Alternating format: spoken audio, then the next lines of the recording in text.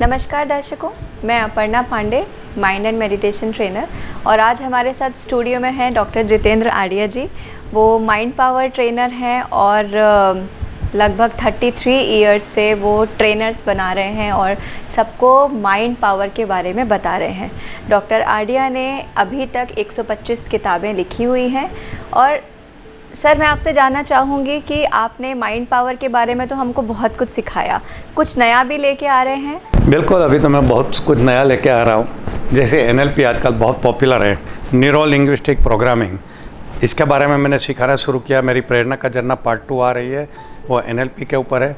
फिर मैं न्यूरोप्लास्टिसिटी करके एक सब्जेक्ट लाया हूँ, यानी हमारा ब्रेन फ्लेक्सिबल है, उसको जैसा चाहो ऐसा मोल्ड कर सकते हो कुछ एक्सरसाइज के द्वारा और ब्रेन को डेवलप कर सकते हो। इसको कहते हैं न्यूरोप्लास्टिसिटी। ये मेरा एक सब्जेक्ट लेके आया हूँ। एक एपिजेनेसिस है, आप जीन्स को भी चेंज कर सकते हैं अपनी बिलीफ से और अपने एफर्मेशन से।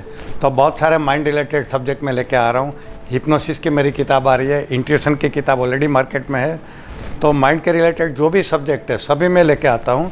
और मुझे अभी ज़्यादा इंटरेस्ट पड़ा है न्यूरोप्लास्टिसिटी, क्योंकि बहुत उपयोगी सब्जेक्ट है और लोगों को पता नहीं है कि हम ब्रेन को डेवलप कर सकते हैं। जब मैं मेडिकल कॉलेज में पढ़ता था तो हमें ये सिखाया गया था कि ब्रेन एक बार डैमेज हो गया तो रिपेयर नहीं होता है, और ब्रेन के सेल जितने रहते हैं वो डेड होते हैं मगर नए नहीं बनते हैं। मगर अभी का न्यूरोप्लास्टिसिटी ये कहता है कि नए न्यूरॉन्स भी बन सकते हैं, न्यूरॉन्स की साइज़ बढ़ सकती है, उसके फंक्शन इंप्रूव हो सकते हैं। न्यूरॉन्स यानी ब्रेन के कुछ सेल्स होते हैं उसको, तो ये इसका जो बीच में कनेक्शन होता है वो भी आप इंप्रूव कर सकते हो, नंबर ऑफ़ कनेक्शन बढ़ा सकते हो, यानी कि ओवरऑल ब्रेन को डेवलप करके उनके फंक्शन को इम्प्रूव कर सकते हो। मेरी किताब भी आएगी, और जैसे मैंने माइंड पावर पूरी दुनिया में फैला दिया, अब मेरा मिशन है कि न्यूरोप्लास्टिसिटी को मैं पूरी दुनिया में फैला दूँ, क्योंकि कोई करता नहीं है तो मुझे ही करना पड़ेगा। मैं इनिशिएट करता हूँ हर जगह पे। तो ये मेरा अभी नया सब्जेक्ट है। और माइंडफुलनेस के बारे में काफ़ी मैंने सुना है। हम दोनों साथ में मिलके ये भी कर रहे हैं, mindfulness and meditation. Doctor Amit मारू के साथ ट्रांजैक्शनल एनालिसिस कर रहे हैं, जो भी one of my favourite subject है।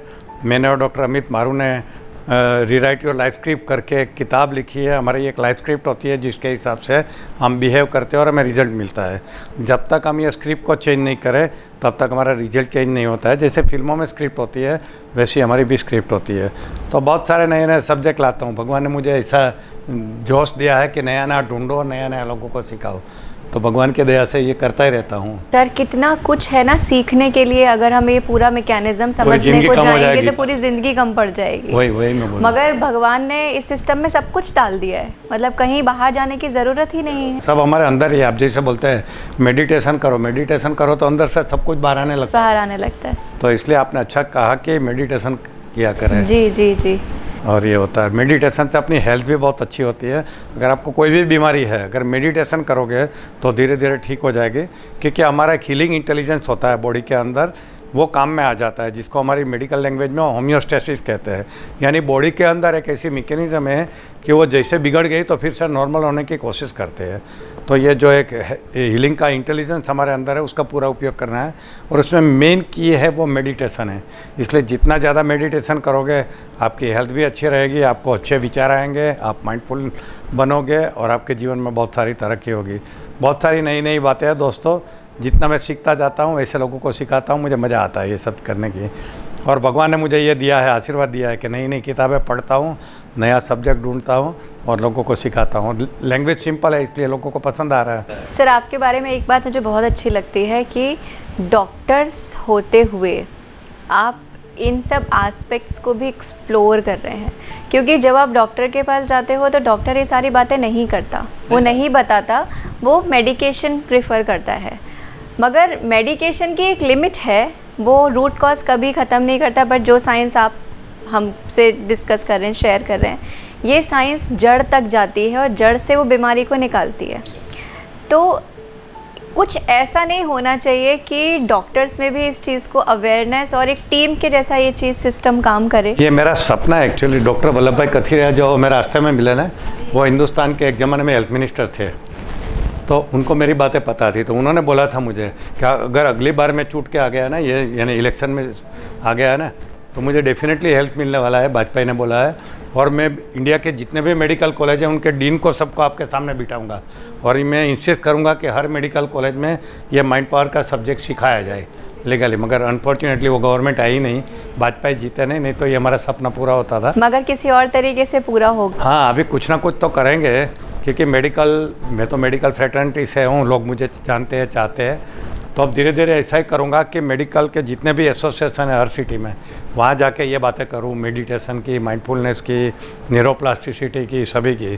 तो धीरे धीरे ये अवेयरनेस आएगी। ये मेरा सपना है कि डॉक्टर लोग जाने। अगर डॉक्टर खुद अच्छी तरह से जीना शुरू करेंगे, जानेंगे, तो पेशेंट को भी एडवाइस करेंगे, तो पेशेंट को भी फ़ायदा होगा। क्योंकि हमारे जो पुराने समय में ऋषि मुनि हुआ करते थे वो कंप्लीट पैकेज होते थे। मतलब वो जो वैद्याचार्य होते थे वो मेडिकल साइंस, मगर वो यूज़ क्या करते थे, हमारे ही बॉडी को समझ के, उसकी ऊर्जाओं को समझ के, चक्रास को समझ के, नाड़ी वैद्य को समझ के वही फॉर्मूला लगाते थे और उसके हिसाब से दवाई देते थे। मतलब कि सब कुछ है तो अंदर ही, मगर हम समय के साथ साथ उस चीज़ को भूलते जा रहे हैं। डॉक्टर जिसको इनक्यूरेबल डिजीज कहते हैं, उसका मतलब है कि क्यूरेबल फ्रॉम इनसाइड, बाहर से नहीं होता है। जितने भी दोस्तों इनक्यूरेबल डिजीज होते हैं ना, तो समझ लेना कि बाहर की दवाई आपको असर नहीं करेगी, अंदर से ही वो ठीक होगा, इसलिए डॉक्टर उसको इनक्यूरेबल कहते हैं। तो आप अगर मेडिटेशन, माइंडफुलनेस ये सब सीखोगे और अप्लाई करोगे जीवन में, तो आपकी इनक्यूरेबल डिजीज भी क्यूरेबल हो सकती है। आप खुद के डॉक्टर बन सकते हो। ऐसा है, बहुत सारी चीज़ें, मज़ा आता है। मैं तो घूमता रहता हूँ दुनिया में, सिखाता रहता हूँ, और अब तक मीडिया हमारे साथ हमेशा रहता है समाज में अच्छा मैसेज फैलाने के लिए। तो मैं खास करके अब तक मीडिया का शुक्रिया अदा करता हूँ, खास करके सतीश भाई का, साक्षी का, कविता का, और ये हमारे जो कैमरामैन है कि हमेशा हमें साथ देते हैं, अच्छा से अच्छा शूटिंग करते हैं और हमारा मैसेज दुनिया तक फैलाते हैं। थैंक यू दर्शक मित्रों, सी यू देन, बाय बाय।